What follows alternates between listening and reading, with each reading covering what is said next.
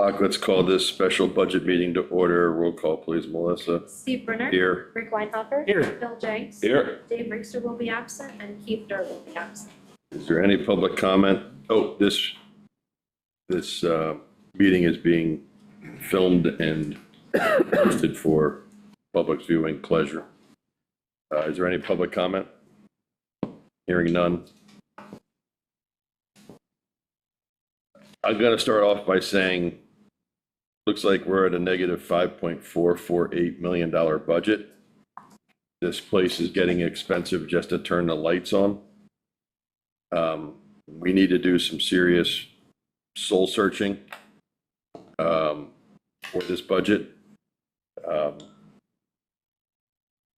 And I'm just going to start by saying that because at the end of the day, I'm going to get this off my chest right now. At the end of the day, if we can't find a way to get our budgets a little closer, I know we always plan for a deficit, and we'll probably do that again this year. At some point, we're going to have to talk about how many bodies we have working in this borough. So let's get to work. All right, Phyllis, go ahead.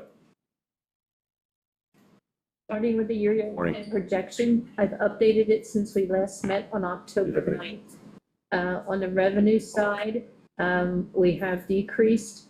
Additional grants have been identified that will not materialize this year. The first in the sewer fund, the H2O grant that is funding the West Lawn Interceptor project for $320,000 will not be received this year. An updated amount has been included in next year's budget.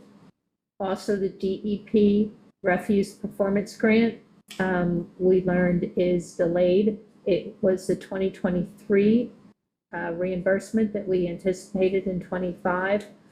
Jim was able to confirm that they do have our submission. The office is understaffed, and so I have moved the $60,000 from this year to next year. So our ending revenues I'm projecting at $24.8 million. Expenses are similar to what was previously anticipated. I provided a little more detail. Capital projects that will not occur this year, or the estimates came in, the estimates were more than the actual project. We have a positive variance of $991,000. Staff vacancies that are primarily in the police department with the sergeants and at the fire station with the chief, total $189,000. Those vacancies are offset by the excessive overtime at the firefighter level to meet the 4 staff minimum requirement. Other variances include the general insurance that was $201,000 more than budgeted. All other items net to $126,000. So That all other items is? All the other 400 lines on the budget. Got it. With revenues of 24.8, expenses of 26.7, my best guess to end the year will be a deficit of $1,968,000. That is more than the deficit that we had planned. That was $724,000. If we were to incur that deficit of $1.9 million, we would end the year with a fund balance of 7.4, where we had previously established a comfort level of 8.6 million. So the $1.9 million deficit for this year, and I'm sorry, I'm got to turn that off, is offset by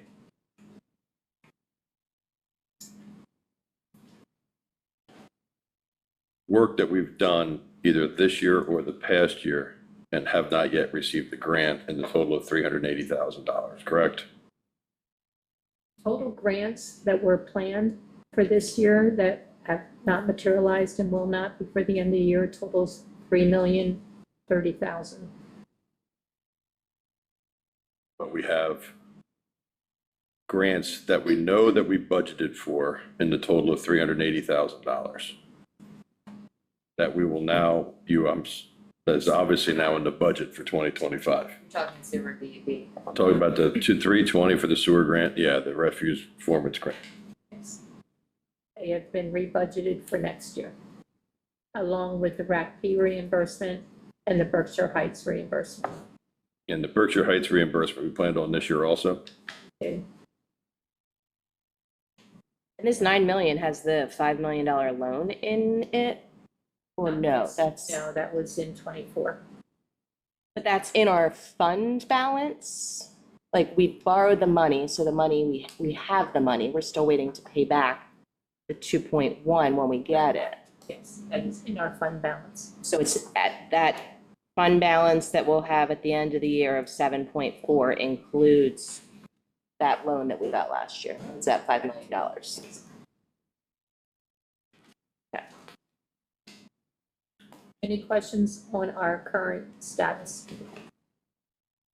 How quickly does transfer tax hit? So if the mall does sell? I would say 30 to 60 days. It honestly depends time of the month. So say the mall would sell January 1st, I think we'd probably be looking at potentially February receipt. But if it's Do January, you factor that into the budget for next year?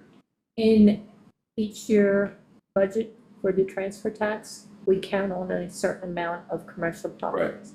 The residential properties alone are not adequate to meet what we had anticipated. So we do plan on commercial properties being in there. but I would say assuming a 30 million, like what we talked about. a But $30 my million point assume- is, we can assume a bigger one. I wouldn't, You wouldn't? not knowing there's anything other major commercial wise like Oh, sell, okay. I would leave We it, did have a major commercial or two this year, yes. so Okay. might not repeat that. But didn't they say they were looking at closing in March? I mean, definitely not before year end would be my expectation. Yeah, I didn't expect it before you're in. Okay, moving on. The first draft of the budget for 2026 has revenues of 27 million, expenditures of 33 million, and a deficit of $6.1 million. I did note that I had emailed these schedules while the infrastructure committee was meeting, and based on information from that meeting, the 2 pump stations will be removed and delayed till 26 and 27. So there is 800,000 that will come out of that with the second draft. So we're now at negative 5.3. 5.372. Yes, Right, but this is only delaying. pardon? This is only delaying. That is correct. We might want to put some money into, even though we have 800,000, and I know it's a brutal budget, but maybe we put some of that money into the budget for this year. We'll see how that works out. As a Be fun. reserve fund. How you doing? Just a thought, If potential we were thought. to end the year with a projected deficit of 1.9, and we were to adopt the budget for next year at 6.1, we would end the year of 26 with an overall fund balance of $1.3 million. We have future reserves, excluding the pump stations, of 1.1 million, which would leave just 184,000 in the overall fund balance. The critical points I've noted in red is the general fund will be throwing a deficit even before the reserves. That would mean that the other funds are supporting the general fund. Not an ideal situation. No. So, Anticipated, okay, oh, go ahead. anticipated reserves, excluding the pump stations, would be the continued accumulation for the MX4.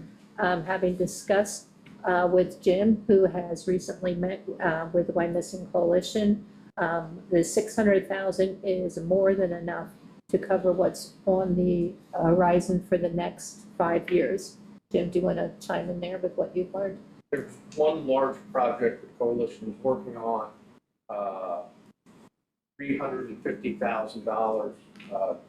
Group is looking for a grant to cover that. It's just as excruciating as our grant. But I think they'll never request $650,000 in the next 5 years. So we do have an opportunity to reduce or release some of the future reserves that we have accumulated Jim felt that 400,000 would be adequate. Is there any interest in releasing some of what we have reserved for MS4?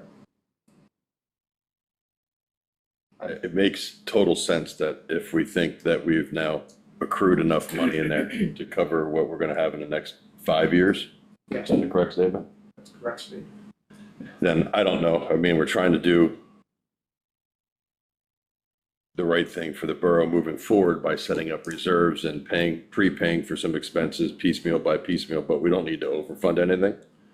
So I think we I think we reduce that reserve to $400,000. Anybody else have a comment on that? I agree with. Agreed. The next reserve has been our accumulation for the future bike route maintenance. The current contract will be expiring in the middle of 2026. Michelle, do you want to? Correct. So, I mean, since the bike share stations were put in place, entirely funded by PennDOT, 100%. So initially, I had gone out and spoke to local businesses. I think we had close to 50,000 that local businesses had, put towards bike share funding. And then the PennDOT grant came into play. So as we've been charging riders to use the bikes, that revenue that comes in monthly has also gone into this pot. The grant expires in June of 26.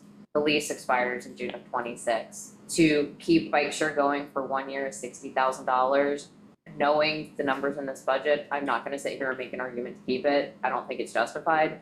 It's a great resource while we've had it. We've benefited from being able to offer it to the community. But what we would have to charge to even break even, nobody's going to pay. So what I said to Phyllis is, to me, perhaps appropriate to take that 68,000 or whatever that reserve is going to end at when the lease and the grant are terminated, and look at using it for rec or something in the parks.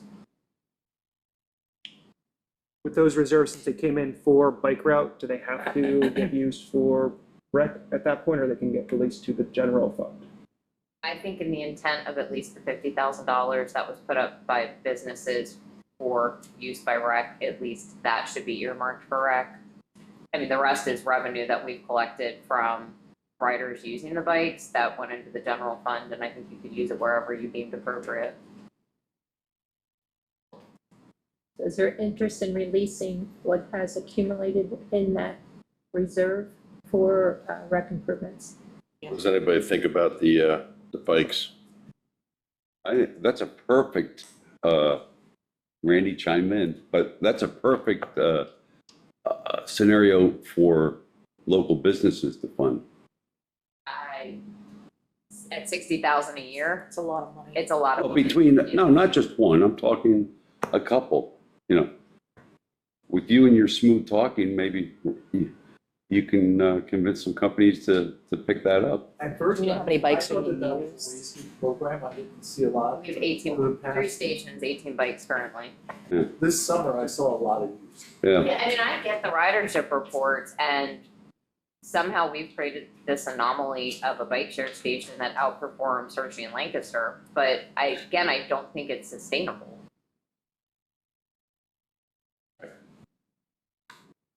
And I would assume we can't identify how many of those people who rent bikes are borough All I get when they sign up for residents, is the word I was looking for, sorry. all I get is a name, phone number, and email address. So, I mean, I could go through, there's like 2,100 users. no, there's no need. I would suspect there's very few that are actually for residents.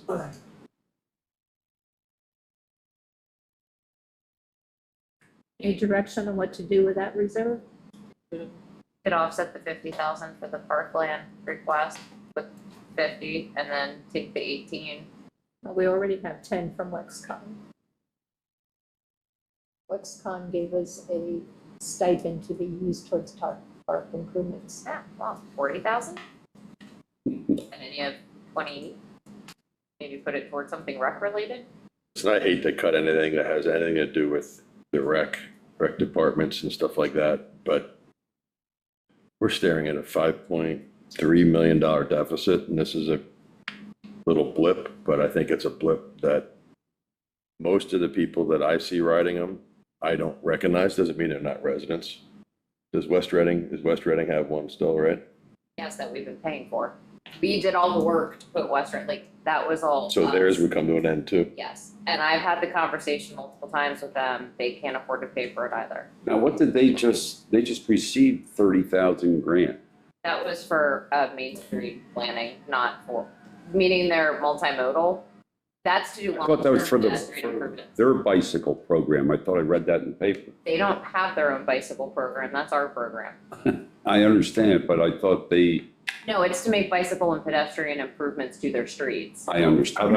How about we ask West Reading if they're willing to participate when they say no, because they will. We just can't. Is there any avenue to reduce the utilization and use those reserve funds and fund it for 2 years, cut the program in half? It's $10,000 per station. So that's not very realistic. Okay.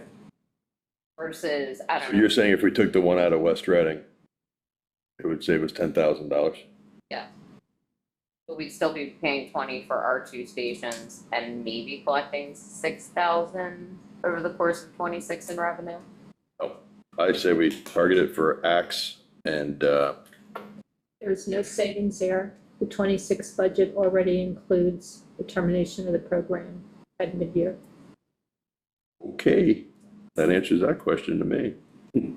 It's a matter of releasing the reserve.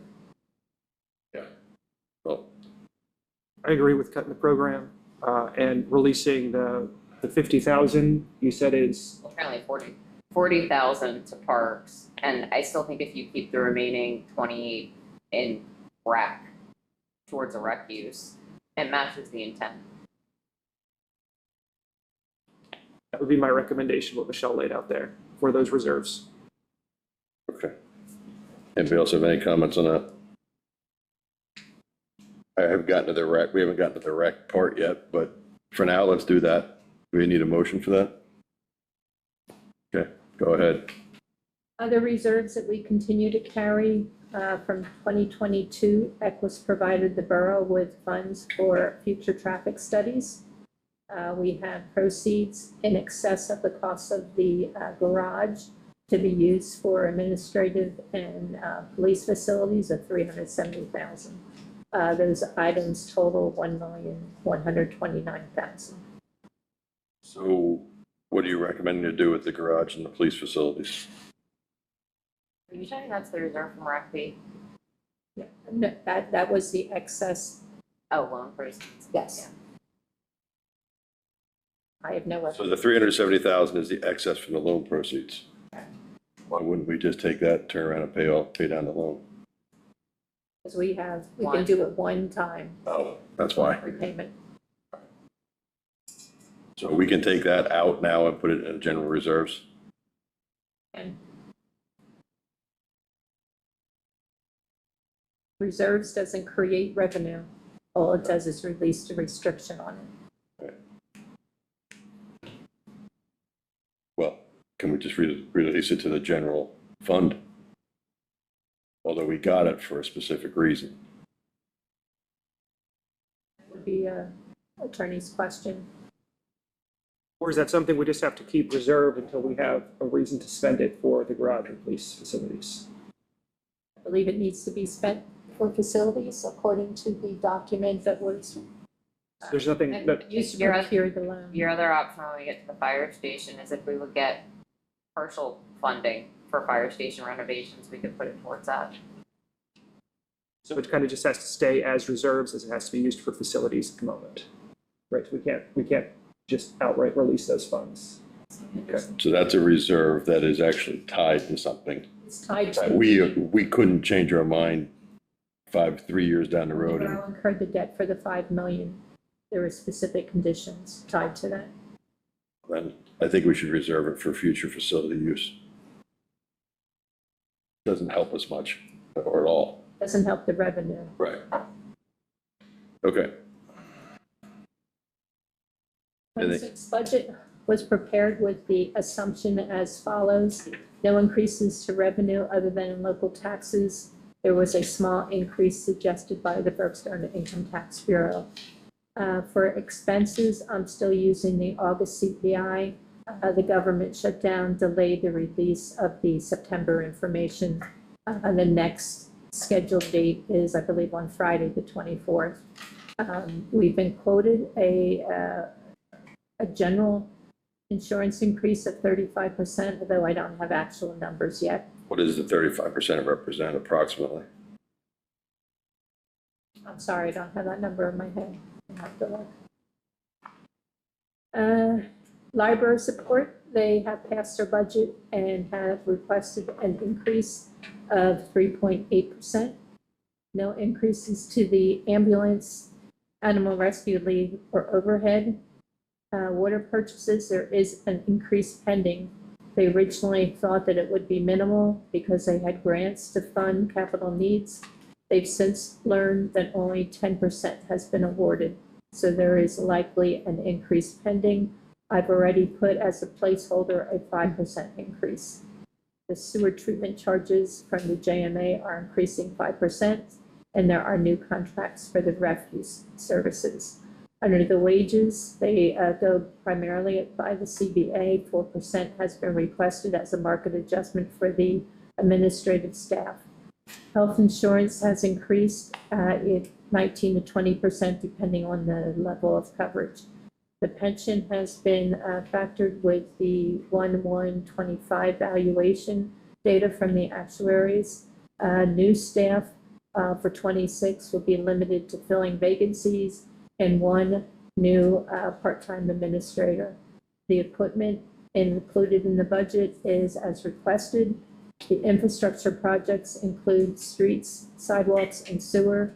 There is no new water project proposed. Facilities include the firehouse renovation, the ice pond restoration, and work to the library grounds. And expenses include the 1.1 prepayment to the Webster loan. And then we go on to the capital expenditures. Under administration, we are on to the next phase of the record management system. Do you have an update available, Michelle? When I got the quote from Scantech for the balance of what is left, which is subdivision and land development files at around like 42,000, and financial records, I cut subdivision and land development. We are required to keep a hard copy no matter what. So I can't justify paying 42,000 to scan them when the majority of them I can get online to the recorder of deeds office. What's left is really just the balance of financial documents, and then that project will be wrapped up 3 years later. Do we know what the cost is for the balance of the fight? It's just the 10,000, that's it. So that would be the last payment. Under the police department, there's no new vehicles requested as we received 4 new vehicles this year. Shocking. Not anticipated. Under major equipment, John's requested some emergency equipment and AEDs. John, would you like to comment on what's requested? So if you recall, for this year, I was trying to replace all our AEDs. But the budget cuts we made, I purchased half. They're on order. They've been ordered. I'm still waiting for them to come in. I want to replace the remaining AEDs this next year. They're $2,000 a piece, so to get the next 5, it's going to cost. And the emergency equipment is, we are starting to see some issues with some of our older cars, the brains that get the radios and the sirens and lights to work. So I want to start slowly replacing some. We had to with cars that were damaged, theirs were bad. So that got replaced with the transfer to the new cars, but I want to start replacing some now so that when the officers are out there, the lights will come on, the sirens will come on, things like that. I'm going to start piecemealing it because of the way the budget is. In the fire department, building renovations have been proposed totaling $925,000. My understanding is that there is some grants pending but the exterior work is something that needs to be addressed before the whole project is abandoned. You may recall that council just approved last week, applying, we already applied for, but it was after the fact, there was a resolution required to apply for a category 4 LSA grant. That amount was entirely requested to fund fire station renovations. There are other options there if we either don't get funded on that grant or short funded. We have from the RACP grant that we got for public works, we have a balance of about 300,000 left that we could use for the fire station. That requires 50% match. In speaking with Greg, that 925 includes the exterior repairs, which 150 cost. That was 225. Okay, so that, in our opinion, we cannot push off doing. It's potentially gonna create further structural issues. It's basically just protecting your building. If we do not make those repairs, the structural integrity of the building could deteriorate to the point that now we're talking millions of dollars to build a whole new station. So the exterior would be done Hold on a second, first. Bill. How much to replace the whole station? The whole thing, if it like fell over, Yeah, what did you just say, what did you say, about $1 million? millions, Oh, millions. Yeah, like 6.5. 6 We plus. get a new building for Yeah. $2 million, screw this, we'll just get a new one. Oh, come on now. Pay for the police department. You get- Smart does it. John, if you can get one for $2 million, I'm in. I hear you. Quadruple that. So the priority, just to set everything straight, the priority with the fire station is the building itself, the exterior. And Yes, getting I that, and getting that correct. That's non-negotiable. Absolutely, Greg absolutely. sees that too. And then how much is the non-negotiable? 750. And we have, did we think, can we use that 370 we talked about before? You could use that towards this, yes. And that would be if you decided to use the balance of that RACP funding, which I already talked to Econ and Saxton about. You'd have 300, give or take, left over from RACP. You could use that 370 as your match. Phyllis would also speak to the time commitment to RACP reimbursement and what is required. But I mean, it is what it is. It's money that's sitting there on the table that was earmarked for us for facility use. What was the 250 number? I thought that was the exterior work that you That mentioned. is, Okay, 225 is the exterior work. 225 for exterior. And then where's the 700 then? I think I'm missing a step that's here. the interior renovation. So bunk rooms, day room, But the kitchen, priority is the office. 225. 225 is the most immediate need. Okay. And that, if it was just that portion, we could still use the grant reimbursement, but that's the 50% match. We'd only be able to, It's roughly Okay. 12,500. But the bunk rooms do not include being moved downstairs, which is what the original proposal was for, as a safety issue. Correct, I mean. So, all, you know, I'm gonna go back, stand on what I said before. We're putting a Band-Aid on it. Correct, but I mean, what I said at Fire and Police is the reality of knowing the conversations we've had about Borough Hall and the police department. I think current council is at least of the opinion that that project comes first. We are then like 10 years out, if not more, from touching the fire station. I get it's a Band-Aid for a 10 to 15 year period, but I don't think we have a choice. Especially knowing new staff is coming on and they're going to be at capacity. If you don't fix the outside, no matter what you do to the inside, you're gonna get water leaks, you're gonna get mold. So you're pretty much throwing I have no problem with fixing the exterior and the structure. the whole, and if I remember what you're talking about, the original design was to add an addition, and that fire station plan would have lasted the borough 50, 60 years. Yeah. The And tune of $7 million. Back then, it was $5.8 million.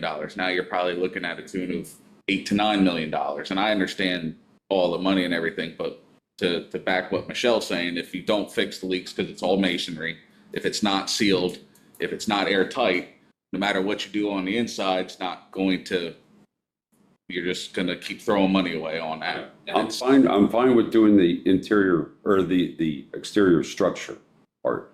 the interior was a safety, bringing the bunk rooms down, response times, trip and falls, hot and cold zones, that deals with cancer, the way we clean our equipment, all that. And I don't know how much detail you guys want with that. I'd love to give it to you. I just can't right now, and me who was there for 35 plus years. Phyllis, help me out on this. The 370, I think was the number we had, or 300 some odd thousand. If we applied that to this and capped it at that number, that wouldn't affect the budget because it's money we already have. And if we get a grant, we'll get more than the 370. Is that a fair statement?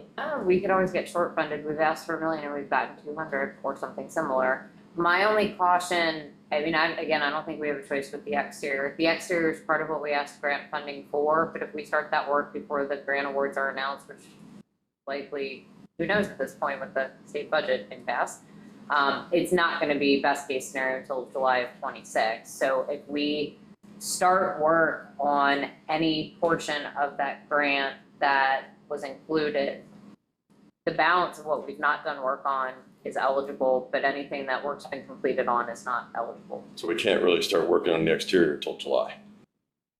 Possibly. I mean, that's council's decision of, do you want to move forward with the money you have? And I mean, If we again, move forward with the money we have, which would be that, you could even put that 370 towards this because that's a facility. The proceeds from the loan were earmarked for facility use that has a lifespan of 20 years or more. I'm trying to capture in my head, if we start the project, let's say we use 225 of that 370, and we fix the facade of the building, or the exterior of the building, excuse me, we're jeopardizing That 225, that was your. $125,000 if it's a 50% grant. The LSA grant is 100%, there's no match. RACP is the 50%, we have to do a match. How much will it deteriorate in 7 months? Hmm? If it's delayed, how much deterioration would you expect, Greg? It's deteriorating now. I know that, but is it, Depends on the winter we get. Okay. Freezes. Stuff you can Band-Aid till July. It would take till July to get everything together to probably start work. and if we're doing those things that Greg needs to do to start the work, would that count as working and be disqualified from? I mean, I think it's a difference between, are we talking about a joint and going in with some mortar, or are we talking about, say the facade repair is taking everything down and rebuilding it? If we're still gonna, at the end of this, after we get grant funding, do the full exterior renovation, that to me counts. They're not gonna come out and look at the building before and say, oh, you fixed this and you fixed that. We just have to submit invoices after the project is done, showing this is what we did to the exterior and we're asking for reimbursement. So as long as there's still that in the project and the date of the invoice and date the work was completed, because after the grant award was announced, we're good. So any supplies, any invoices have to be dated after the grant was approved. For full repairs, yes, but if we're talking Band-Aids Right. that we need to get by, We're better off delaying it if we can, but So why don't we, for the second pass, use whatever we think the Band-Aid's gonna cost to use out of that $370,000, and then go from there. Makes sense. We get zero, we still have to have $225,000 available but which we have out of the 350. Which we have out of the out of the 370, 370. the excess funds for our garage, that we borrowed, by the way. Right. Oh, I know. Okay. Why don't we try to do that for now, for the second pass? Is everybody in agreement with Second that? pass, we're going with 225 for exterior. And then we will actively get on the grant. Listen, as everybody knows, I'm not a big fan of non-budgeted items, but if we apply for a grant, well, if it's 100% grant, I'm all in. But if it's a grant where we're spending good money to chase better money, I'm okay with that down the road. Right. So, if something pops up and they say, hey, the other $700,000 we can get, and it's a 70% match, and we have to put up 30, that's a smart use of non-budgeted income. I did ask if we would get the LSA grant, if we could use that as a match for the RACP grant, and the answer was no. Never hurts to ask. All right, let's try that, Phyllis. All right. Also, under the fire department, major equipment replacement of the air packs. My understanding is that the Relief Association is willing to pay for 50%. The amount in our budget is the other 50%.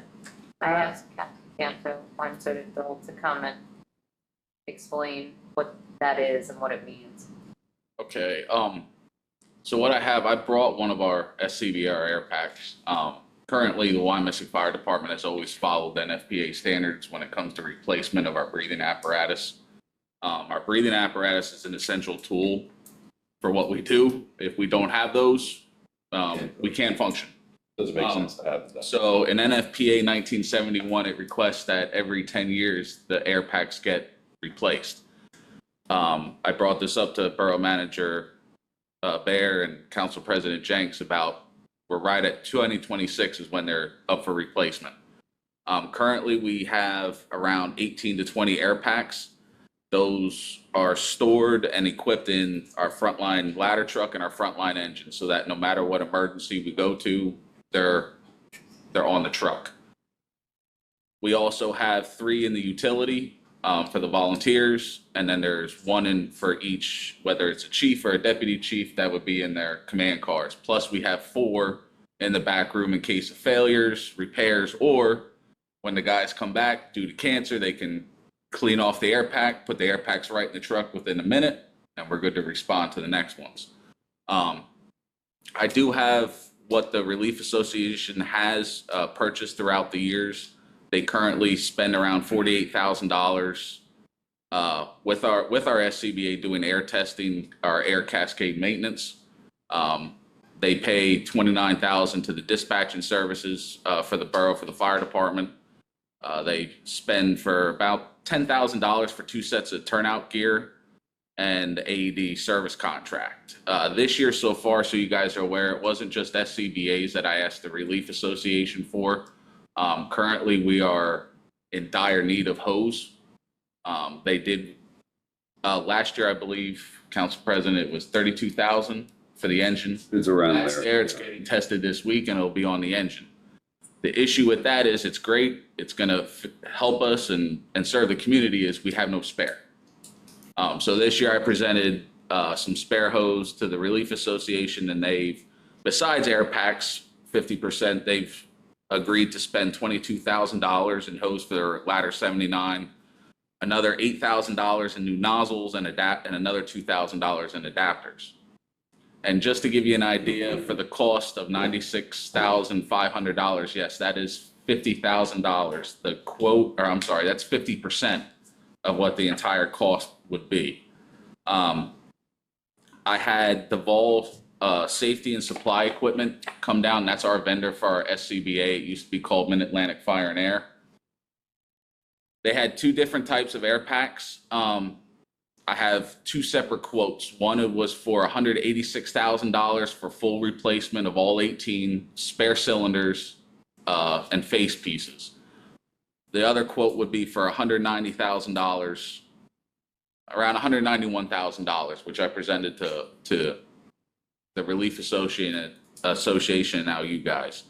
What happens is right now, these were purchased in 2016. This is one from the back room. Yes, it looks pretty clean and nice, but this is actually one of our spares.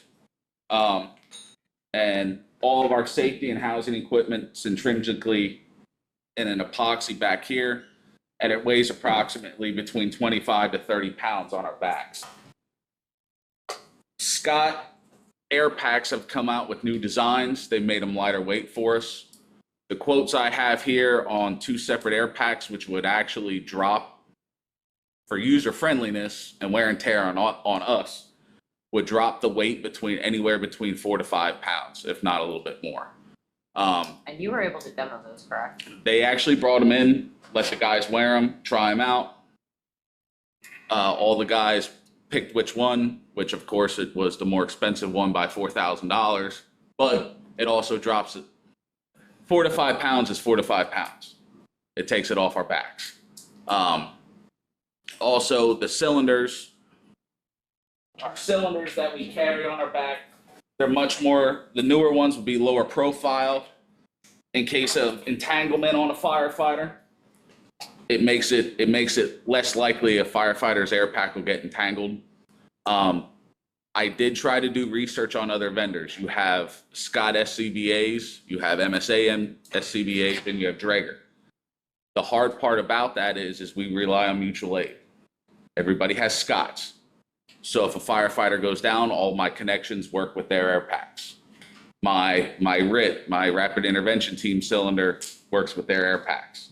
So I would have liked to present other ones, but for the safety of the guys on scene, for the safety of firefighters, for the safety of mutual aid, we went with Scott. And The again, difference was how much? $4,000. Okay.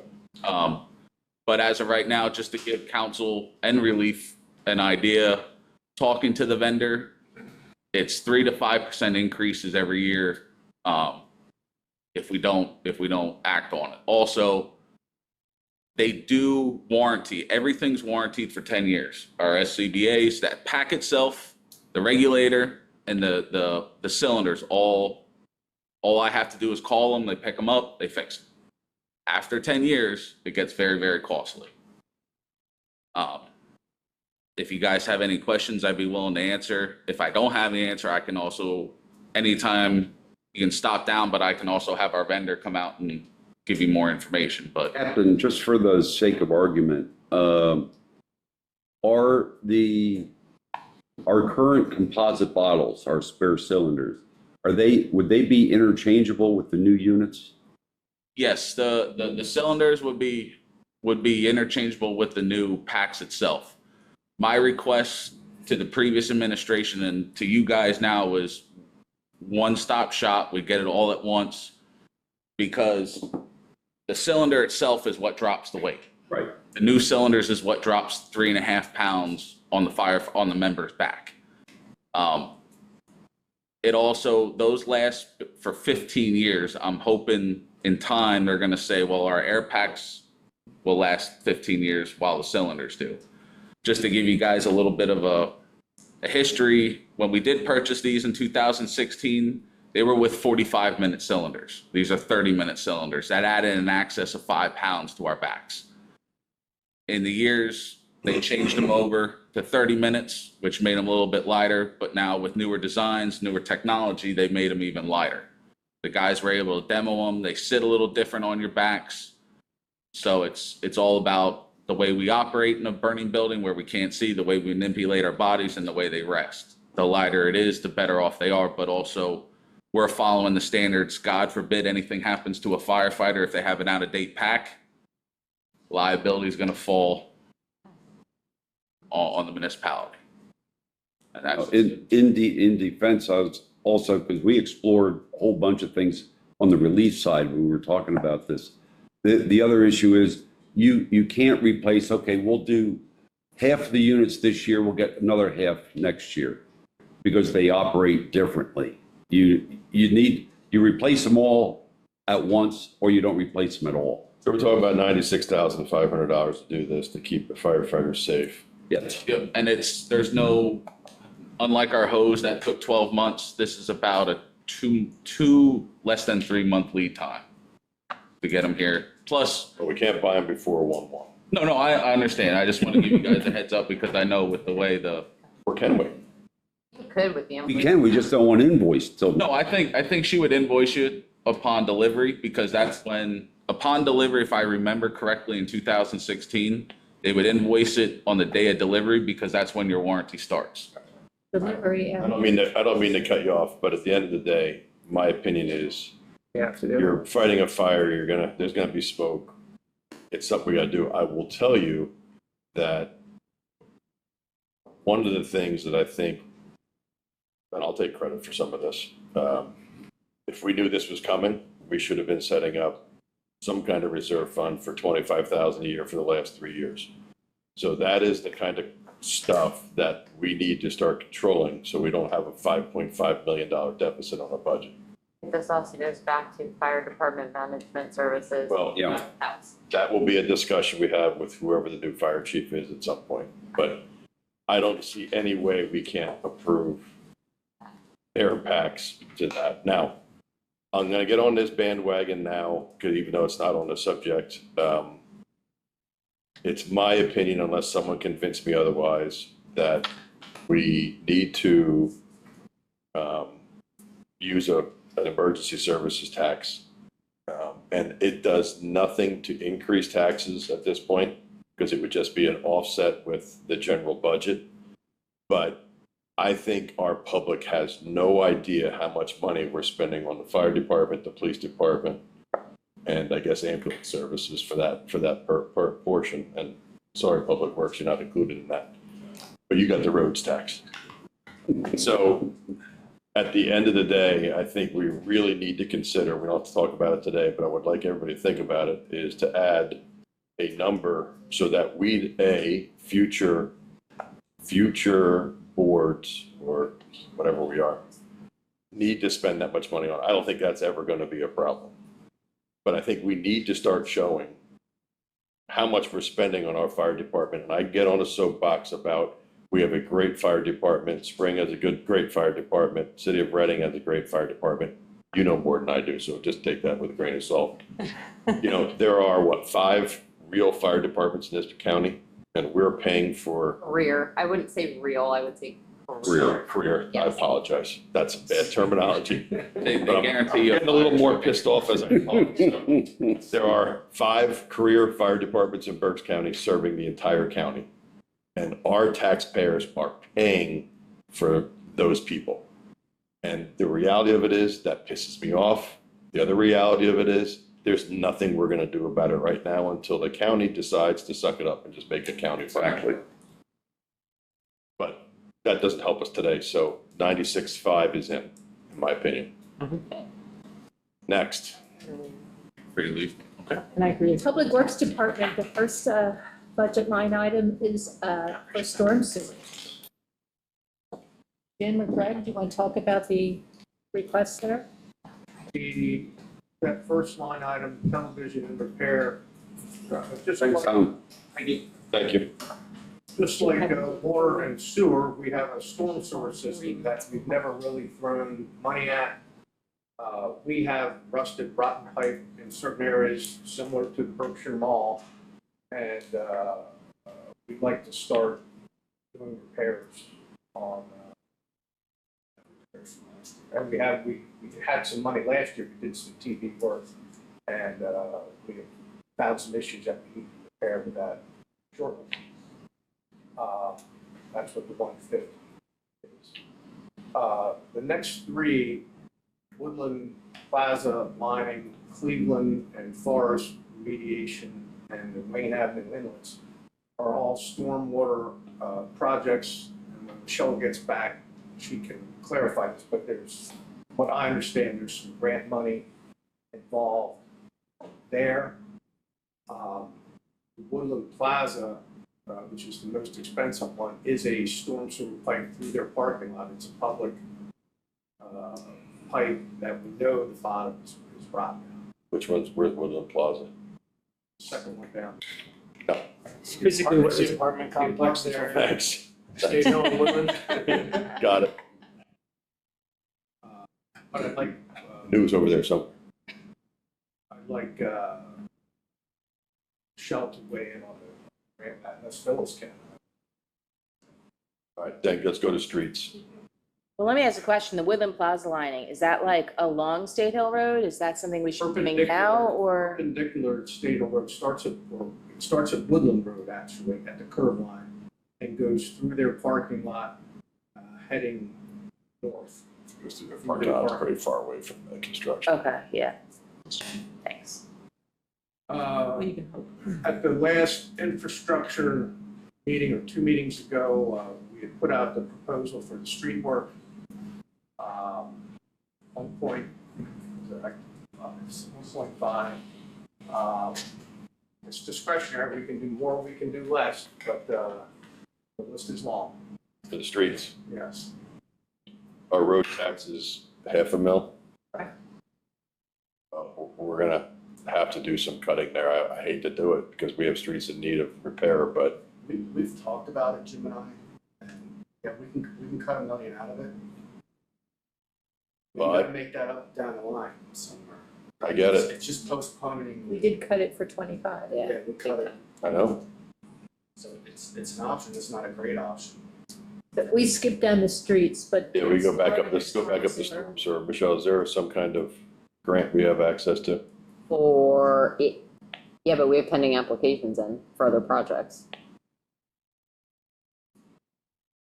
I mean, there's H2OPA, there's a bunch under Act 13. So of that, It's just of- And the- leftover PennDOT. Yeah, so Cleveland and Forest, Wayne, and Woodland Plaza are all gonna be covered under the existing PennDOT MTF. So that's what I mentioned in infrastructure on Monday. We're waiting for the analysts to get back to us, which I came out of that meeting and had an email, we should have an answer probably next week.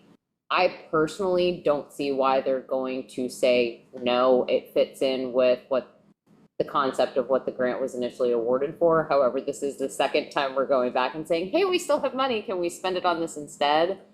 How much money do we still have? I forget. 3 something?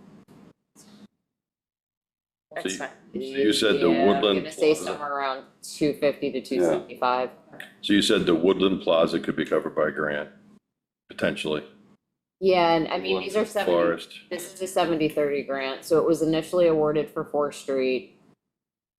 We already had full funding from DCED, so we flipped it to the Stonehouse pedestrian bridge, the Cambridge culvert.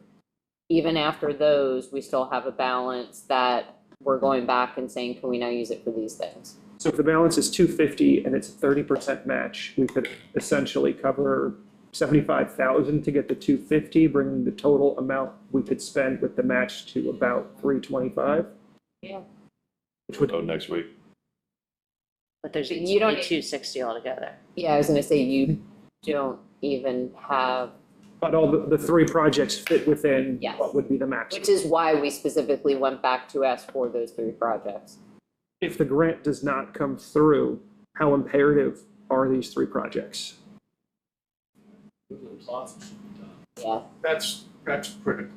The other ones not as, the other 2 not as. We could probably do the other 2 in-house for half. Whoa.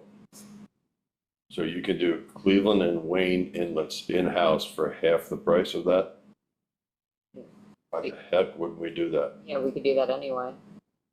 Even if we get the It's grant money? time, you know, it's time to guys. Yeah, but we're gonna have less roads, sorry, but we're gonna have less roads. Well, we don't do roads. They don't do the Do roads. those, Sorry, I apologize.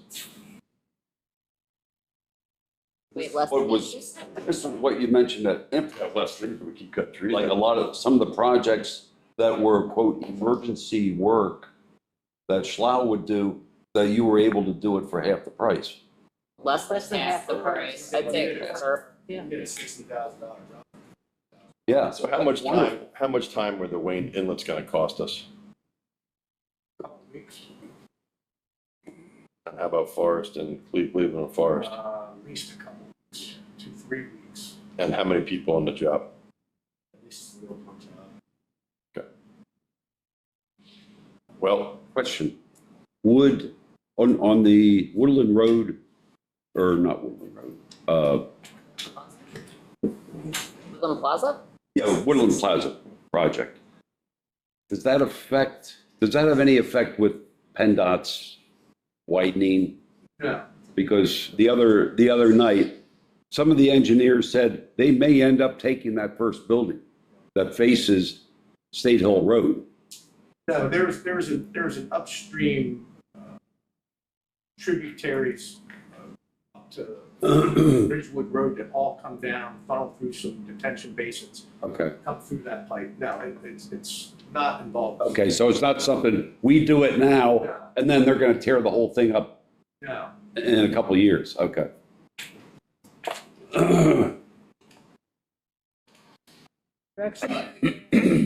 so for draft 2, do we want to put in there that we expect to get that grant money, that we can eliminate those dollars? I would be fairly confident we're going to. Okay, so let's eliminate it, but put it in yellow or something that Which projects? Woodland, Woodland, Cleveland, and Wayne. Woodland and Wayne. Well, but we still have to have money in the budget because we have to match Match 30%. their, But 30% is better than. well, right. Cost. Okay, so Woodland, Cleveland, and Wayne, I'll remove the cost and indicate that there's grants pending. And You have to put And assume that a there's percent of the 30% cost. in. 30% for all of them? Yeah. To match. Okay. And I assume the MS4 commitment we can take out. That's for the Wild Creek. Oh, that's different. As a payment to the coalition. Got it, okay. Got it. It's not a contention. That's, We'll take it from our reserve, I'll reduce that reserve, 650 to 6. right. But we still need to Okay. make the budget. Streets, We're in agreement, we'll take that down to 500,000. and if it needs to be 600,000, so be it. I don't know what we want to do with the sidewalk program going forward. Can we go back to the streets? Go ahead. We've cut it now, we're gonna cut it 2 years in a row, where does that leave us? It leaves us in the lurch down the road, no doubt about it, but Yeah, it's gotta be done. I agree. Is there a way of the projects we've cut, obviously you guys are identifying the highest priority places that we need to go. Is there a way to show us which are the remaining high priorities, or if there's any expected lifespan, or how immediate We that have a is? 5-year Okay. plan. That's now a 6-year plan. 8. Okay, here are the streets that are included. How many years does it take to repave every street in the borough? It's roughly 50 miles of street. That's it. It depends on the road. Paving Roxham and Parliament is a lot easier and quicker than paving. I guess my question is like, when you loop back around, I decorate my whole house, and then when I finally finish the last room, I'm like, I should redecorate again. And I start, They, when do we start over on all the roads? I think the road should last roughly 30 years. Yeah. Um, Does it take us 30 years to It get through varies all greatly 50 on miles? what's underneath the road. There's roads, I've been here 29 years, and there's roads that I've never paved that are still okay. And there's some that we paved twice. Depends on the traffic. So let me ask you this. Okay. Roxham is from Tewksbury to Wellington is where I used to live, is that right? Yeah. I lived on the corner of Tewksbury and Yep. Mother Street. Hill Street, what? Wellington. Either Where'd you live on Rocks? You lived on Rocks? No, is that Roxham? Yeah, there's Roxham and Winger. That's Roxham. How quickly they forget. Got it. Just don't ask them east and west, though. I don't even know that either. CTE. On the, And Parliament. All right, so I was thinking I was thinking Vista. They're twin roads, they're kind of. Yeah, I know what you're If talking I about. can make a suggestion, we started with 500,000 from the road tax fund. We do have a small accumulation there that I would be comfortable going up to 525. It does not change the bottom line, but it shifts the burden from the general fund to the road fund. I'm fine with that then. Yeah. All right, I was thinking, I apologize, I was thinking, the hell's the road that, oh my God. The Vista that goes, Vista Off of goes. State Hill Road. State it Hill. runs parallel to State So Hill. it's the traffic light at No, Bruce Vista's Boulevard, particular. then you cross State Hill, it's What's Vista. the road that's right behind State Hill Road? Lawndale. Lawndale. And it turns into Warwick. Warwick, thank you. I was gonna say, we don't want to, as much as I don't think that needs to be touched, but we certainly don't want to touch those because the nicer you make it, the faster people will drive down there. When we're talking about construction projects. Another All right. suggestion that's worked for us with the road projects, some of the estimates have been provided by McCarthy. Some have been provided by Jim. The one that have engineering have been proposed by McCarthy. He also adds a 15% contingency. We have successfully reduced that contingency from the 15% that McCarthy has put that in there to 5 or 10%. And that saves some money in the bottom line for the budget. That we haven't had surprises that we've had to use those contingencies. So although Jim's estimates do not have contingencies in them, the McCarthy estimates do have contingencies. Currently, the contingencies total 152,000. If you would like to reduce those contingencies, that could save some money in the budget. Well, I think we just take that to 5%, Down to 5, down to cut it by. we've done 10%, and we've done 5%. Take it to 5.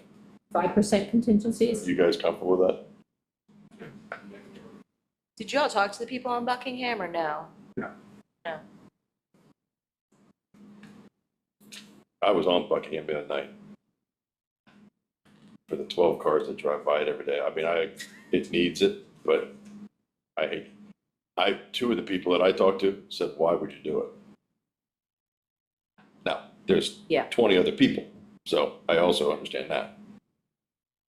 All right, so let's cut that a lot. So the water fund is repaving the road where water work was performed this year. So we will keep that up the road fund to 525 to shift the burden from the general fund to the road fund. Yep.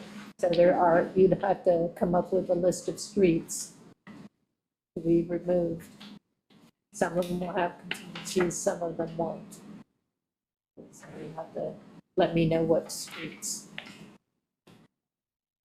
are left of that list. Recognize, relook at those, yes. Okay, Okay, so and we're, I clearly know what we're doing. We're kicking the can down the road, and I hate it, but I don't know what alternative we have because it costs so much to turn the lights on in this place every day. talked about streets. Are we keeping the sidewalk program for another year? The original intent was 5 years. We've exceeded that. I think we're in our 6th or 7th year. Or more than that.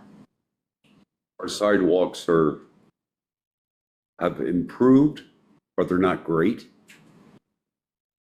It's a program we still have lots of interest in, correct? We have. Yes. Biggest year we've ever had. Yeah. So, I mean, I feel like that's something, because that's the 50-50 match, I think it's something worthwhile to keep in the budget, Sounds like to let residents keep improving their I mean, I properties. think we can also cap it too, and it's, the first. But we do cap It'll it. be capped at 8.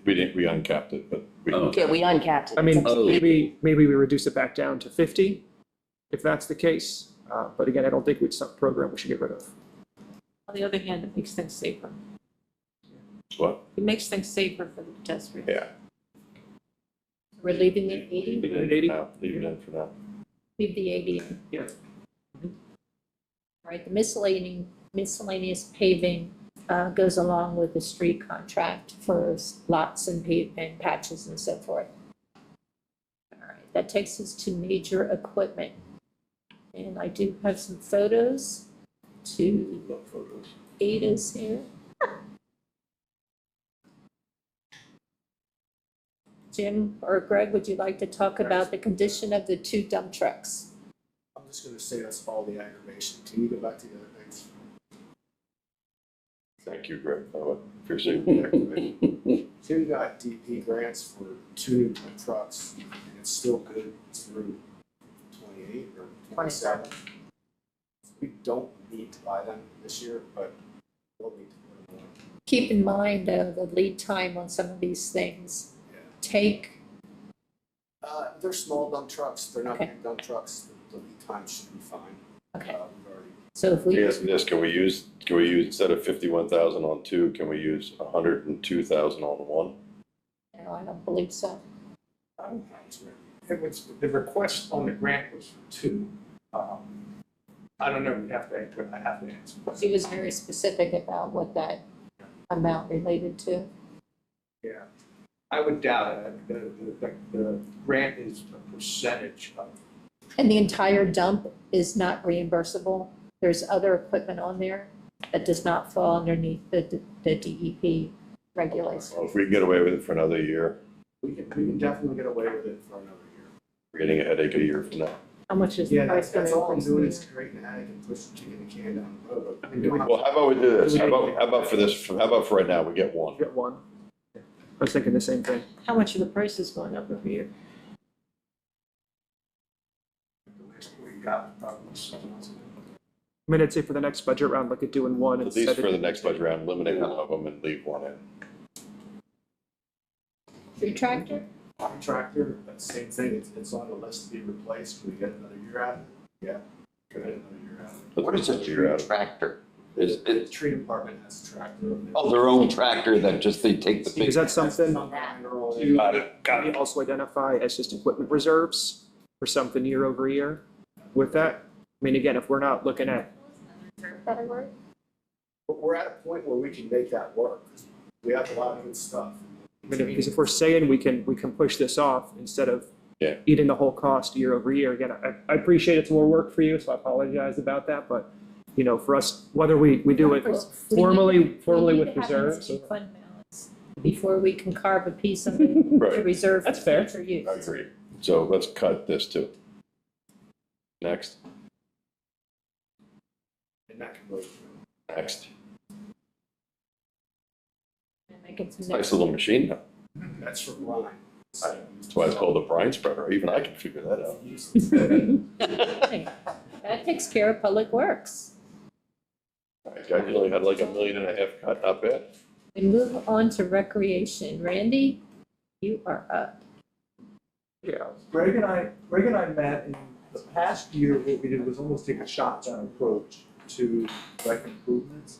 We toured all the parks and playgrounds and prioritized safety first, and then we looked at where we would make the biggest impact.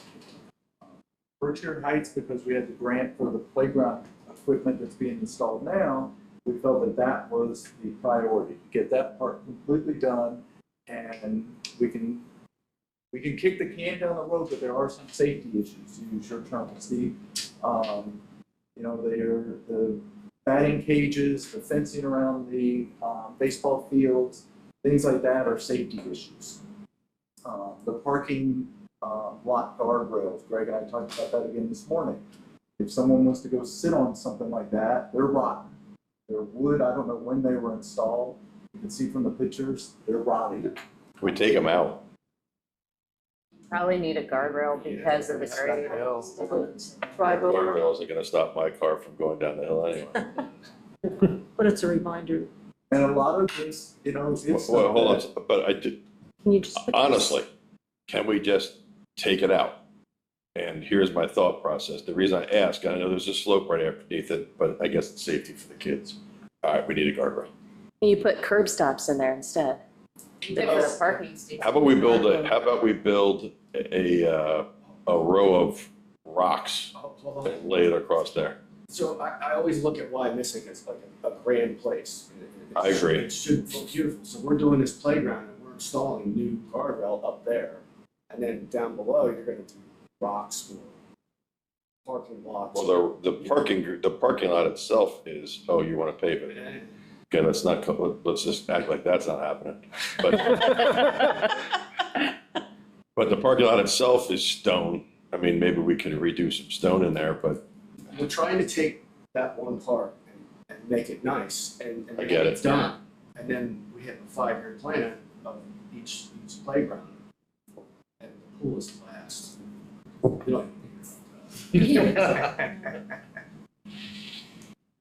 How much of the repairs that we're looking at fall within the parameters of the lease that we have with the Little League? Like, some of this seems like more like field upkeep rather than things the borough would be responsible for. Or even the concession stand. I mean, we, the borough, don't use the concession stand. It's in good shape. I mean, we paint it, we do general maintenance to it, which is Yes. awesome. I mean, the question came up at rec board last night when we were talking about going into budget discussions of both the Quarry Field and the Berkshire Heights Field. We, the borough, are paying a lot of money for other people to use those fields. Right, wrong, or indifferent, I have no opinion on it either way. But knowing what our budget numbers are, at what point are we going to be going back to those end users with those lease agreements and saying, you need to contribute? You know, the cost of those lease agreements.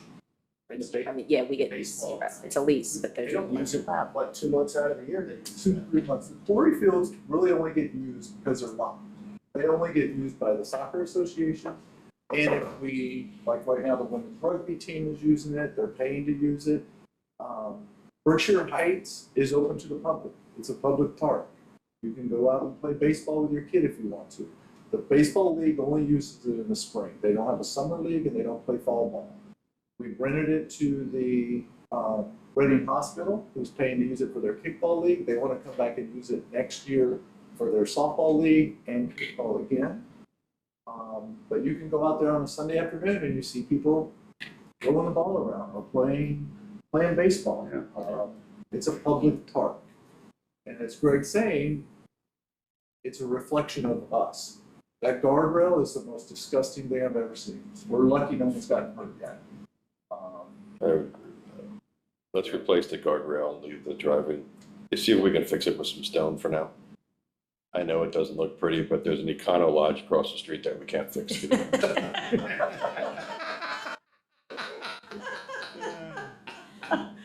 It's a realist As I perspective. mentioned, the baseball, the backstop and the fencing is a safety issue. Let's reach out to, I used to be on that board. Ron, you still on that board? How much money you got? For your baseball fields, What do they need to do? they need the backstop Backstops. fencing, dugout, infields, $52,000 for that. You know, you talk about kicking down the road. The Berkshire Heights playground has been kicked down the road for at least 10 years. And it's time. My kids went through the whole thing, used Berkshire Heights. I don't know what the board's doing now. I'm not saying they're doing anything good or bad, I have no idea. But Steve, I can tell you they're doing we less. used to pay somebody, Baumberger and Gardner or somebody like that, to come in and redo the infields. We have people volunteer to cut the lawn, make it look. I cut the grass, we had work. We cut we had work everything. Parties where So- we put the dirt down and spread it out. I think we need to talk to the Little League or Cal Ripken League, I guess it is now, right? All right. And see how much money they have to help with some of the backstop. The fencing, they're not going to be able to help. But they might be able to purchase that yellow thing that goes across the top. Let's see what they got in their budget and if they have to start assessing kids $10 extra or $12 extra or $15 extra that are going strictly just towards field maintenance, maybe that's an idea. Do we know if there is anything in the lease that either they're compelled to, or if we've taken ownership of those repairs? They're required for maintenance during their season, which, like I said, is shrinking. Enrollment participation is shrinking. They're getting less and less kids play baseball. All right. One thing that was a just sticking sad, but- point 10, 15 years ago was putting advertising on the outfield fence. That was more than 15 years ago, that was about 25 years ago. Take that down yet? It was very, I just remember being contentious, but it's an income. So when I was on the board, we put advertising on those fences. Because there was a zoning hearing board decision to allow the board to do Right, that. but I noticed there wasn't much signage up there. I feel like they just made an adjustment. I feel like most of the summer, there had been some worn out signs up there, but recently within the past, I'd say 2 weeks, there's a new sign that's gone up That was it? on the field. Shouldn't be any signs up there now. We took them down. According to the lease, the signs are supposed to I mean, there's something up there's something up last week. Oh, that was in memory of Pete Uber, whatever his name was. Yeah. That's fine. Current budget has 273. How much of that would you like me to keep for draft two? Guardrails? Let's see, the guardrails for sure. They can work on a concession stand rehab. That just takes people to actually volunteer and go in and clean it up. It's not hard. What kind of guardrails is $50,000 buying us? Is this the 410 steel? They don't match. It's on top. Rusted steel. Yeah. I'm literally okay with it because as people may remember, whatever that intersection is, when you're coming from Home Depot to that road where that one, Spring and Cross. you know, we lost the guardrail up there and the batting cage is right below it. And all I can picture is when my kids were going through there, there were 20 kids sitting down there waiting to get in the batting cage and a truck going right over top. So I have the same feeling about a guardrail there. So I think we need to put something that's actually going to protect our kids and parents and grandparents and so how about we stick to the guardrails And, and we, go ahead, John, I'm sorry. Question, the fencing that you're talking about, is that just the outfield fencing? It's the backstop. If some of the pictures you can see, some of the pipes are broken, some of them are bent. If you look at the far left one, that's the top batting cage on the main. Yeah, that's been like that for, my son's 22, that's been like that for 12 or 13 years. I can picture that what clear as a bell. And I realize, because the reason why I'm asking is I understand what you're saying, because my son and I still go down there when we want to do some baseball stuff. But I mean, you may have seen it, we arrested a person recently for defecating inside one of those dugouts. Yeah, so I don't know how we want to secure that, but I guess if we're trying to keep it open to the public, then we really can't secure it. That's why I was asking about the fence. I remember 12, 13 years ago, going down there early for a 7 o'clock or 9 o'clock game and kicking 2 homeless people out of dugouts. I mean, it is what it is. Time out a second, we're hitting the point in the meeting where I. Yeah, I was gonna say that. Let's take a 2-minute break. Gotta start having commercials now. We'll break for commercial. Maybe Facebook doesn't want to pay us. We're re-recording already. You're good to go. We're back on. We're back on. It's literally 1 second, 1 second. Okay, we're back on. All right, go back to that list, down to that list. Skip the tree line for now. I think we need to talk to the Little League about the backstop and fencing. How much is the labor for all this? We'd hire somebody to do this, I assume? Which part? The All of it. backstops. Yeah, check it with AKA fencing. Okay, so we're not doing it internal. Okay. Dugouts and infields we can cut because I think that's something they should be able to keep up. Guardrails, yes. Paving, no. Concession stand, no. Refuse and containers, seems like a lot for trash. Are these replacing all of the containers through the whole of Berkshire Heights Park, or is this just at the base? They're not cheap. And what type of containers would these be? Would these be the 3 receptacles like we have in the other parklands? I'd be strongly in favor of keeping the containers in there. And the flagpole, they can, if they want a flagpole, get their own flagpole. So keep, I think there is a flagpole there, but it's Yeah, there is. it's rusted It is. and unsightly. I agree. There's no light on it, and it's one of the. Get a wire brush and let them Let's, scrape it. Randy, can you reach out? Who is in charge of that league, right? Jason, Jason Hines. he's recently been through. Jason Eisenhower? Yeah. All right, reach out to him, find out how much money they got, because they're gonna have to pay for some of the backstop. So of this list, I'm keeping the guardrail and the refuse containers. For now, and then if we can get some money, well, I wouldn't say the backstop is bad, and that's something that, the fencing is one thing. Can we figure out how much the backstop would be without the fencing? Yeah, let's do that too.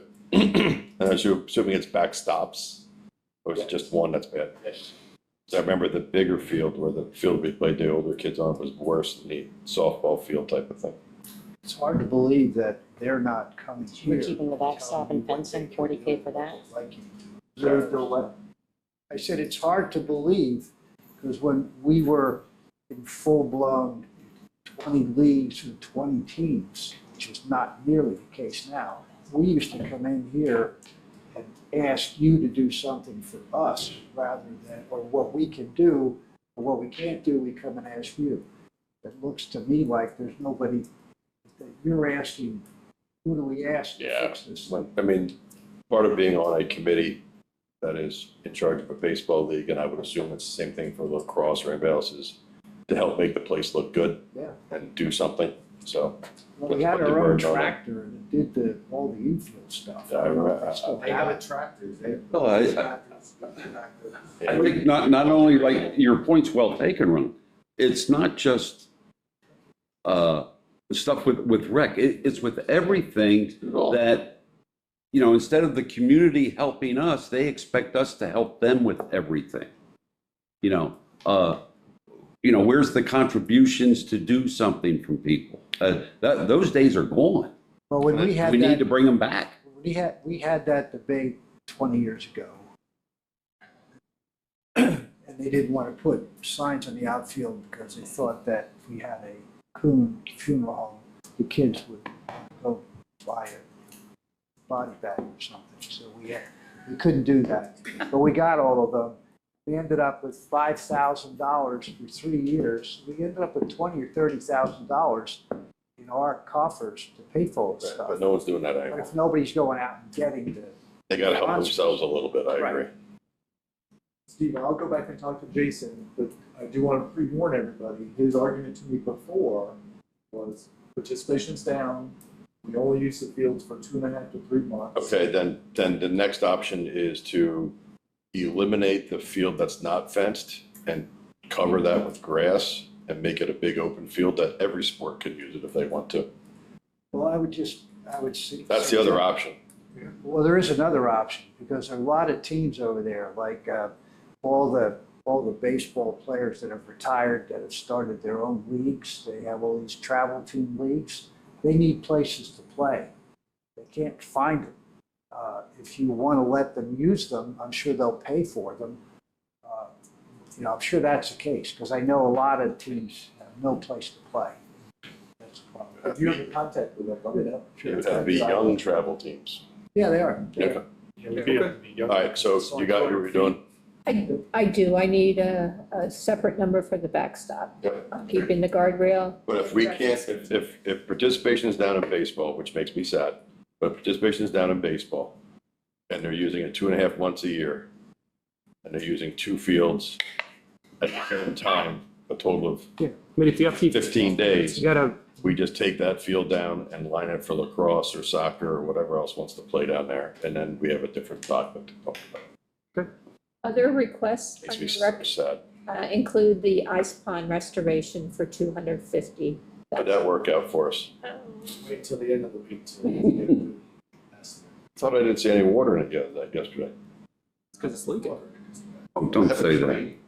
Did I have a dream? Maybe. I see the picture. Water so clear you Yeah, you said it to me. Yeah, but then I could have So, sworn. so it's still holding? It's still holding, it's leaking a little, but it's holding a lot better than. My mind is playing games with me. All right, let's hold off on that one for now. Probably consider that. Next, Hold off, I mean- keep it or remove it. remove it.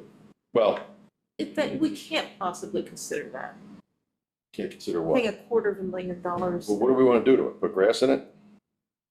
That's Leak a is great, small. I think that I the way to understand. completely block, the purpose of completely stopping the leak is to make ice skating safe, which is far less common these years. But isn't it also to have it for a pond in the summer? Well, that's a really good point. You don't have to do anything to it, it's leave the water on it, holds water and looks great. If you turn the water off for ice skating, that's where our big concern is. Just leave the water running. It's only for ice skating. So it's not. So, yeah, they're repairing it for ice skating. Then let's see if the repairs work, but for now, let's take it out then. There are playground repairs needed to keep up with the code inspection that was performed. It's estimated at That needs to $3,000. stay. That needs to stay. Yeah, absolutely. And we put 30 in for this year, and we didn't use all of it, so we could cut it in half, if that helps any. But we have to have money for when we get an inspection. Make it 20, make it 20. Okay, next. Okay, got it? The sign holders and the backstop at Happy Hollow, the sign holders are at both playgrounds that I have, Bill's and there, those are for the playground program, for that, communicating that the park's closed during that. We have those yard signs that we use, but people don't pay attention to them. So the thought was get a bigger sign, to hopefully help. It is less than it's been because we held the staff accountable, but it's still an issue when people come to the parks and playgrounds, so it's a safety thing. For this, That's $2,000 for the sign. I was gonna say, for your sign holders, backstop, spotlights, tennis court rehab, you could take that 28 out of the bike share fund, put it towards this and still have money left over. These are all rec improvements. Let's do that. Said a reserve does not pay for anything. Or Understood. business remove a label from fund balance, which we don't have. We'll spend it, but Under parks improvements, the Park and Shade Committee has requested 50,000, and 10,000 is available from WexCon. That's where you put that other 40. Take the reserve off of it for bike share and slide it there. And where did that number come from? 40 or the 50? The 50? The park and shade recommendation based off. No, I know, what do they want to? Where's it It's going? for the stewardship plan. It's for the stewardship plan to work on Implement. forest restoration, the riparian buffers. Last year, we requested 50 and got 20, and haven't used all of it yet. But Michelle's also helped get us $40,000 or $50,000 in grant funding as well, for this year. Have We're we also used the going grant money after yet? a big ticket grant next year that 50,000 could also be put towards match, because it's gonna require a match. That would be like 300,000 to 400,000 to do stormwater repairs to the park, one specific area of the park off of High Road that are desperately needed. I think our grants cover a good portion of what's getting done each year. But I also want to make sure there's money there if we have to match a big grant. But out of the 20,000 we've used maybe, that we got this year, we've used maybe 10. We have that invoicing meeting next week. Greg and I are gonna meet with Larry on Tuesday to go over invoices to date and how we're breaking them up. The county grant, the Rotary grant, we have until June of 26 to spend, so they're kind of straddling calendar years.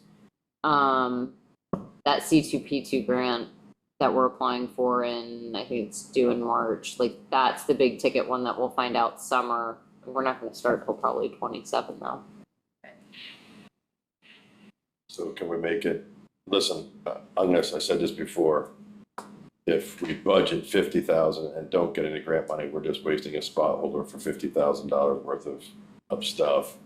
If we put in there 25 and we need 50, because we can get 3 times the amount of money for another $25,000, I will spend that money all day long. Jen, we also have the, To change that number to forest. 25? That's my the actual recommendation. forestry study, I mean, I would be on, 26, invoice wise. We're talking about peanuts yet, And, so. but that's, 3,000. right? Yeah. I mean, I'd be on board with that, with the understanding when Yeah. if those grants come through, we can, If Look at if we unbudgeted get any expense. kind of grant for Yeah. anything, that's gonna pay 70% of a bill that we may not have been something intended for 2 years. Yep. We shuffle the deck, you take the 70%, you pay it, and you pay for it. All right, 25. One piece of park equipment requested is a truck-mounted sign. This is a safety concern. Greg, can you address that? The one we have now, Mike's been keeping it together with bubble gum and tape. And, can't get bulbs for the arrow anymore. Just need it. Keep it in. Actually, two. Keep them in. Lastly is the library. So there was an artist rendition that included a nice sign, but what's been proposed is just the number for the grounds improvements. was this something that was requested from the library, or where did it It come just from? came from me, just because I walk out there that way every day, and I look at it and I go, man, by the street, it just looks terrible. And, you know, it didn't cost us anything, but we came up with this. Also before we knew what the budget looked like. Yeah, you know, just putting it out there, because it's a nice building, we've been maintaining it, we did some work to it this year, and that would kind of almost, you know, finish some of that. I know the, How about we do this? You don't have to. How about we table this one for another year or 10? Yeah. But if we have some form or way of finding some time, we can get our guys over there to cut out a nice little island and put some trees in during the year. We have a budget surplus. In the fall next year, maybe we do it then. I know My the Penn State library, kids just like there next fall for you. Suggestion. Any idea what that would cost to put that in? $25,000. Well, that's without the plus sign. 20 for the sign. Yeah, plus 20 for the sign. So 50 So for the whole case. So I'm talking about the sign, the thing that's brick in wall. Wyomissing Public That's Library. 20,000. $20,000. So I'll bet we could find within the library community to find funding to put that together to a certain extent if we wanted to do it. I mean, I would say, before we say the library wants a sign up, maybe we should check with the library to see what they want their sign to look like. Oh, yeah, I thought that's where it came from, that you talked to. No, Greg came up with Yeah. it. Colleen knows about it. Yeah. Oh, all right. Looked at it. Great. I mean, I think it's a great idea, but it's something we just can't afford. It's a want, not a need. Correct. Yeah, I think if anything, priority-wise, we've talked about this before, but that side with the new sidewalk needs to have a railing. We've talked about that, and it just hasn't been done. Why? Along, going up to that, The handicap. The Frank House sign. Is this a tall hill? Is that what you mean? The one that Yes. goes up the. Yeah, back. because of people falling, now you build up the dirt, so it's relatively parallel with the, We need a guardrail for. but, there's no railing or anything going up there. For We money? just resold that and did that beginning of I the can do year. that. Right. Okay. Phyllis just made a good point. If we actually really like this idea, I am certainly happy to engage a conversation with the Wyomissing Foundation, considering what the sign says. There's gotta be ways to get money for it that we're not Yeah. paying for. But the Wyomissing Foundation is a great idea. All right, I've got my limit. 90 minutes is the rule. What's that? I know, keep going. All kinds of information about tax rates and utility rates. I'm not worried, we can't even, well, utility rates, the water rate we have to pass through because it's unfair. We've said this 100 times. When I lived in the hills, I get it. You're not on the same water system. We can't have the borough paying for excess water for part of us and not for the rest of us. That's just, we gotta pass it. In my opinion, we gotta pass it through. Someone else wants to make that argument against Yeah, it, go ahead. the water bills need to be paying for all the water repairs and Yeah. the water. And I would include that consumption. with the sewer rates. When you look at the water rates compared to surrounding communities, you'll find Wyomissing is probably middle of the pack. There's me all the way around. When you look at sewer rates compared to surrounding communities, Wyomissing is the cheapest. Yep. We're running out of money in the sewer fund Okay, then because that's, of the capital we need to project. raise, then we need to raise that. So make a recommendation to get us closer to Hamburg. Middle. So water rates would be a pass-through, Yep. but we don't have that information from the water authority yet. That information is. It almost doesn't matter. Raise it. Whatever I'm Almost doesn't matter. So you want to throw out a number to use? it doesn't matter what number we Doesn't use really because it's, matter because if whatever they if get. we're gonna have the same revenue versus expense, what's it matter? I mean, I know you gotta put It's it in really, the budget. percent is $11 an hour. It's got, it's nothing. So in '25, we raised water rates 10%, raised sewer rates 5.56%, Mhm. and raised the refuse rate by $20. Mhm. Refuse, another item to consider, because the contract price has gone down. You might want to consider lowering the refuse rate. Yeah, let's. If we were to do that, So what is it, had gone down, 4.5%, 4.35%? That's 26, yeah. in '22, as our baseline, the contract for the next 3 years almost tripled. Right. We passed Went down. some of that cost along to the residents. Now we're starting with '26, a new contract, a new 3-year contract. Yep. And the rate has gone down almost 25%. So let's reduce the refuse by Well, 10%? If we take it down to 550, we're reducing it by 4%. If we take it down to 500, which is still we're above where we were in '23, we would be reducing it. I'm okay with just saying for all these things at this point, we get past the fee on whether it's an increase or a decrease and just make. right, that's what, yeah, I don't want to decrease it and the borough still be paying tax, like, it should cost what it costs. yes. You're saying Like, I don't- reduce it by 24.61%.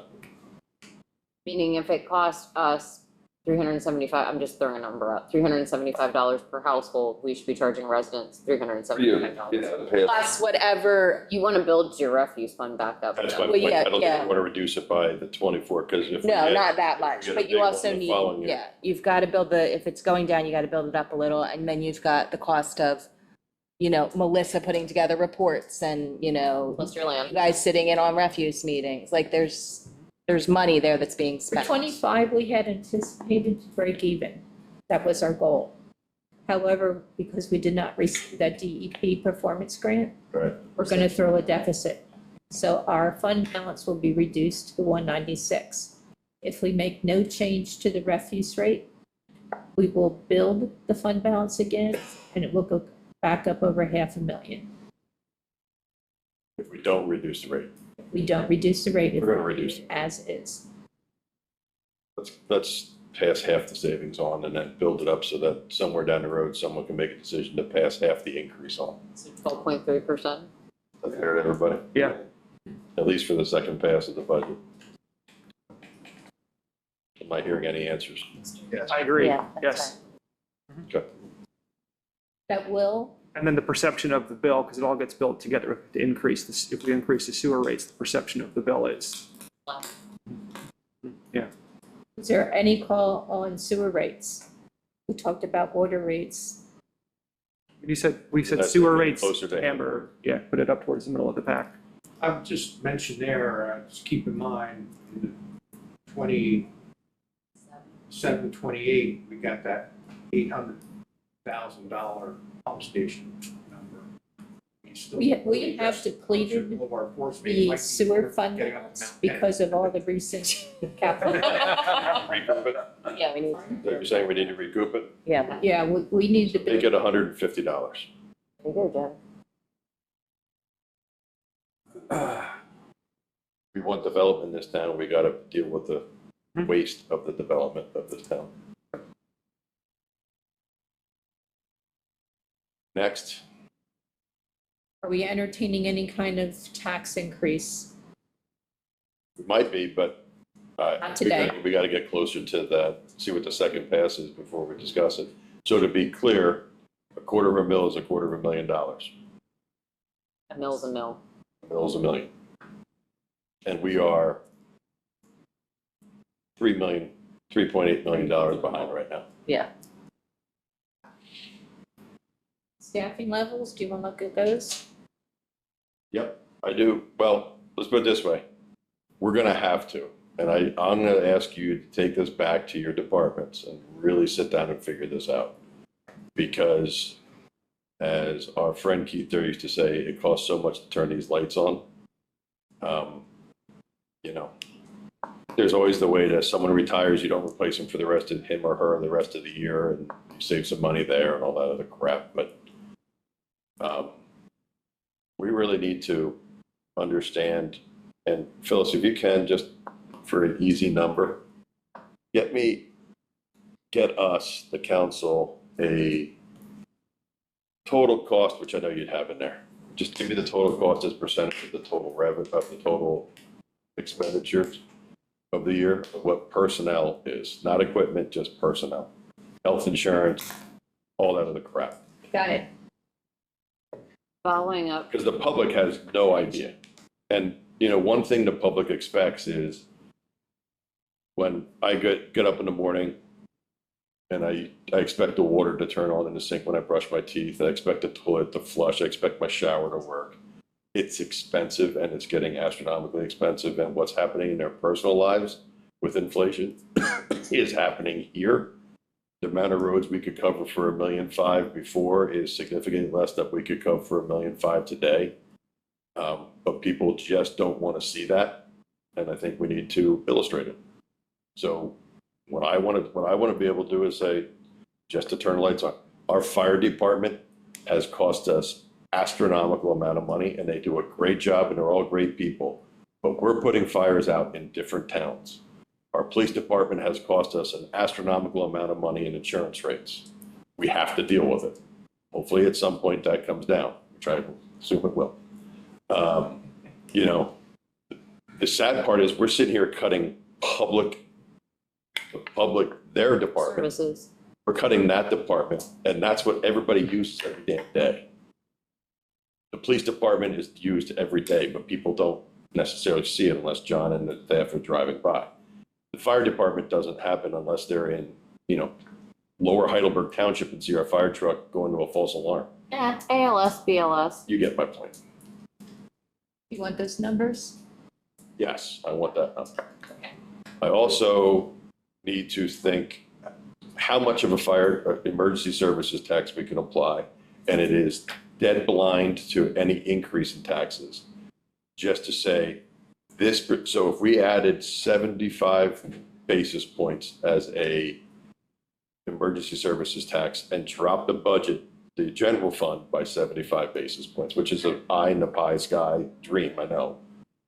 How much of that 75 basis points is actually going to cover emergency services?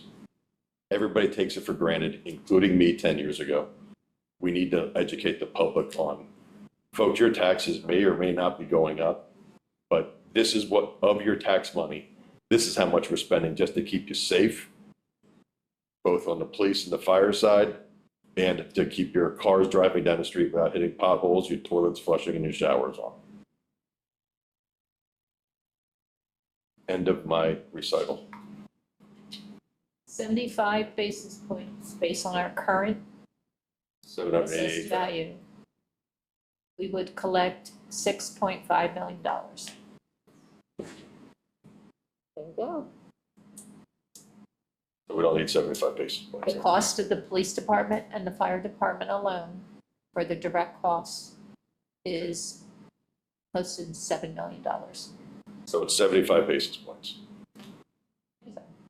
Yeah, that does not cover the cost. Close. Get you close. So I'm willing to sit back and say, hey, we need to add this emergency service. Maybe it's not 75 basis points. Maybe it's 50 basis points or something along those lines. But then A, it's guaranteed to go to emergency services every year. And B, people start to get the feel of this is how much this place costs to run. And They also have to know that that 0.5 isn't even covering all the emergency services. yeah, we can say it, we can say Yeah, I mean, 0.5 cover, we can say covers like- 0.5 covers 77% of the total Yeah, emergency services thing. I just think we need to make people aware of it is, and if we're not making them aware of it by just keeping it in the general fund, and we could argue that we don't need the emergency services tax because we're just putting it in the general fund and we're using the general fund, I totally agree. But to educate the people on what this is costing, and then from their future years, if there is a tax increase, and it's because the payroll goes up in the police and fire department and anything else that's considered in that emergency services tax, we can just say this is what it's for. One hidden savings that I'm sure our taxpayers are not aware of is that with the, there is a formula that is the insurance industry uses for fire departments, okay? Our ISO rating is very good, and as a result of our ISO rating, residential and commercial fire insurance is low, okay? For what you pay to insure your house against fire is low, and it's because of the type of fire department that we have and the equipment and manpower and so forth. So, the public needs to be aware of that. If we pull back that stuff, then their fire insurance rates are going to go up. And it's a snowball effect because that's also looked at commercially when people are considering bringing their business to Wyomissing. That is looked at. It's like, can we afford to be there? Are we going to have the right protection? What we need. So, again, like Steve said, the public needs to be aware of that. Schedule another meeting? Yeah. When do we need to do something with this at the Borough Council meeting in November? Under normal scheduling, the November Finance Committee would be recommending some version. Yeah, well, we may have to have a special meeting. So that's just 2 weeks away. So we're looking at another special budget meeting with draft 2. I'd assume we have to. No, wait, I know we have to. If we do it on the 29th, we have to be out of this room by like 9:15. I don't want to rush things. You're likely canceling economic development on Thursday, that we could do it Thursday at 8 AM This week or next week? next week. You want a less than 24-hour turnaround? That's why I was gonna say. So what day are we talking about here? 30th. I'm talking to Fred later this morning about EDC, but I was gonna suggest we cancel it because it's too premature to talk about them all and there's nothing else that. 8 AM on the 30th? I can come that morning, but my wife is traveling, so I have to get my younger on the bus. I'll be here maybe about 8:20, 8:30. Do you want me to call you for the first part of it? Sure, that's fine.